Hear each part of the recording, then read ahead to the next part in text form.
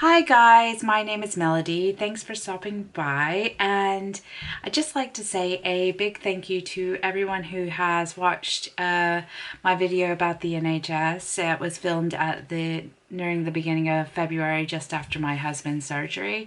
I wanted to give an update in light of the current situation of how things are going, and another thank you to those people who are currently dealing with the coronavirus that is going now. If you do not want to hear about that virus or anything, I'm sorry, there's dogs, then I would say skip this video. However, this video is not to focus on the bad things going on, but the good things going on, okay? So in my last video, my husband had just had surgery. His surgery has apparently gone well.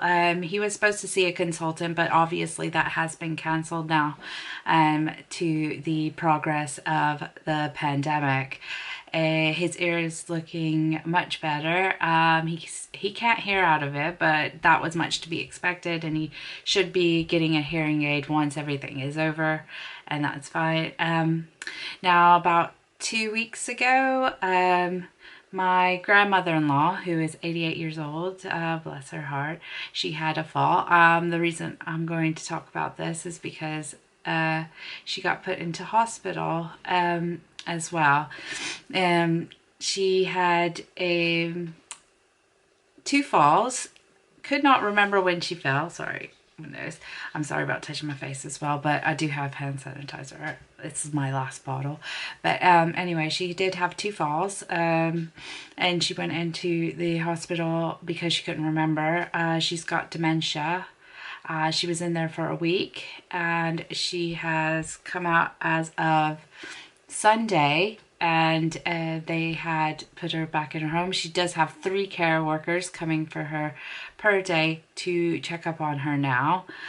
She is currently still in independent living. We are still waiting for a place at a care home if that becomes available to her, which would be the best outcome.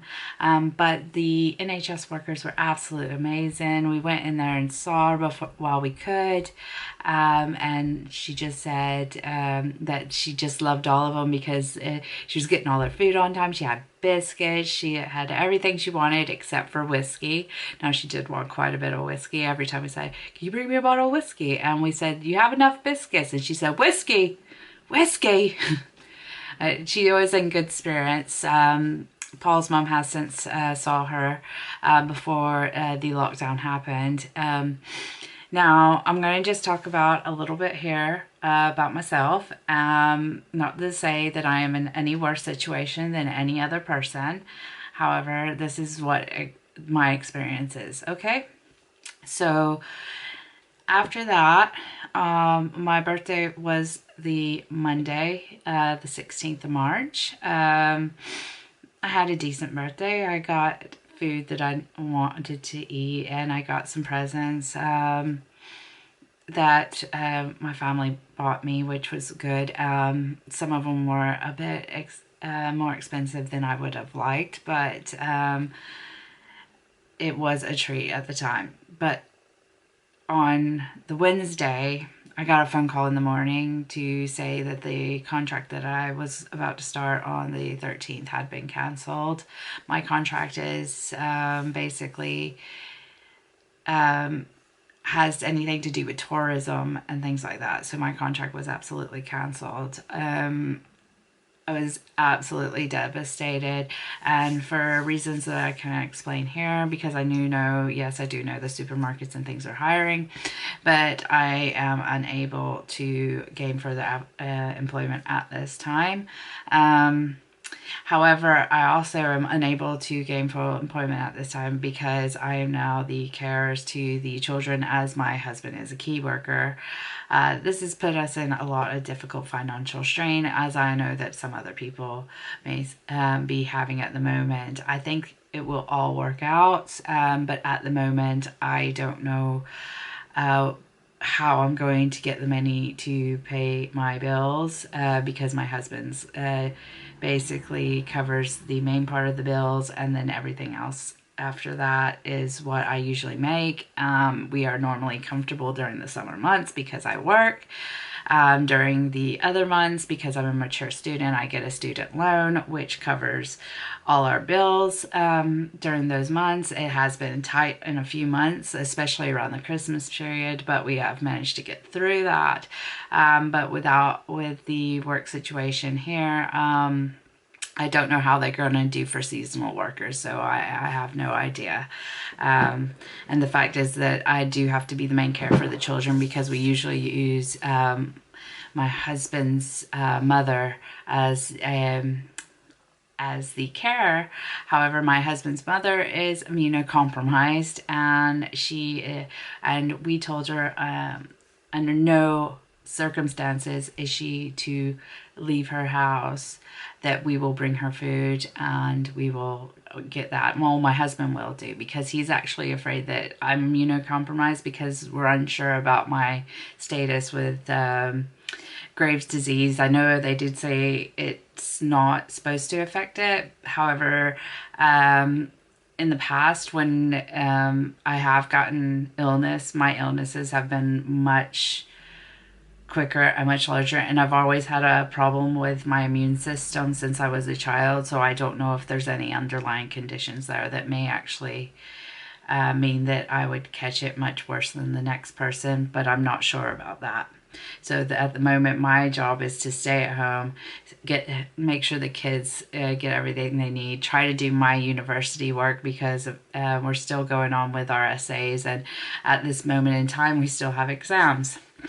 Okay, so that's the main bulk of it. But what my real bulk of it is I want to say thank you to all the nurses, to all the key workers, to all the essential workers, to everybody keeping the country running, because y'all are the best. Now, there was a call for volunteers for the NHS, which was absolutely brilliant. And if I could, I would do that.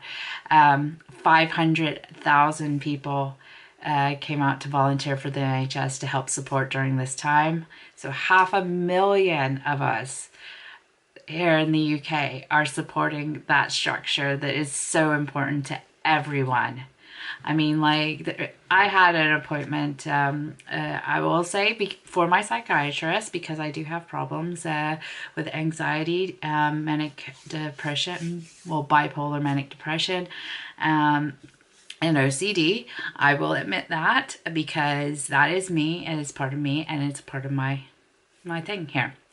But yeah, then that was cancelled. I'm not complaining about anything that's cancelled. I'm not complaining about the NHS. We will try to keep healthy in here, and we will only call if it is needed at the time. So that is, everything is working at the moment.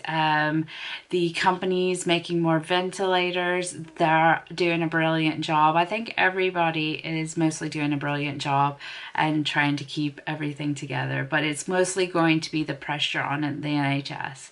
And we had they had a call for any like retired nurses and doctors to come back and help with the crisis, and they have, which is something amazing. It's like that there's some sort of like spirit that in this country that they just want to get together and to help others. There's a few bad apples in the bunch, don't get me wrong there, but there's a lot of a community spirit that we can have. For those doctors putting their own lives at risk, those doctors and nurses, there have been several already that have caught the virus and have gotten severely ill in the hospital that were working with these patients with the virus. But they are putting their lives online for us, and to not have to worry about if you get ill and go in is a brilliant system. I couldn't praise the NHS highly enough for what they've done for me and my family. I am going to cry and mess up my makeup. For saving the lives of both my children and my husband, because he was born when his heart didn't start.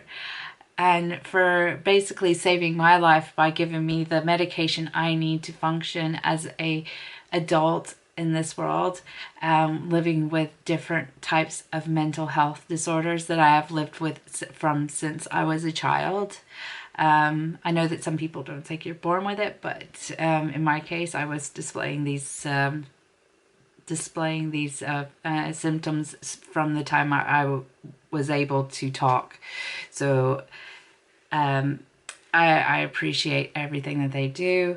And at the moment, I hope that everybody else is just going to help prop up the system and be ever so loving to our care workers, everybody that's visiting the older folks that work in the care homes and everything like that. My husband's a stage 3 key worker. I can't say what his business is. The business name is. However, what they are doing is they are supporting by delivering packages of food to the needy people. He works at a food distribution warehouse and normally supplies to restaurants, care homes, hospitals, schools, all this. And they're supporting us by delivering home packages to people in need, setting up click and collect system so that people can get what they want during this time. It's amazing how people can pull together, and like I say, it's not just the NHS at the moment, it is all the essential workers. If you're essential, then I salute you. You are doing the best job you can. I hope this video lets people know that we love them and that we support them and that there are people there for you, and not everybody is going to not care about what you do. We care so much, and even after this is all over, I will still love them so much for what they have done for me and my family, because I know in the future that we're going to use them, and I know that they will be there when we need them, because they are now.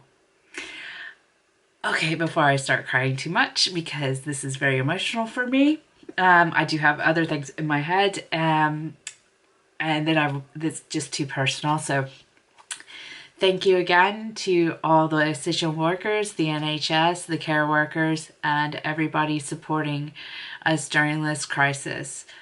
I love you guys, and I'll see you in the next video. Thank you very much.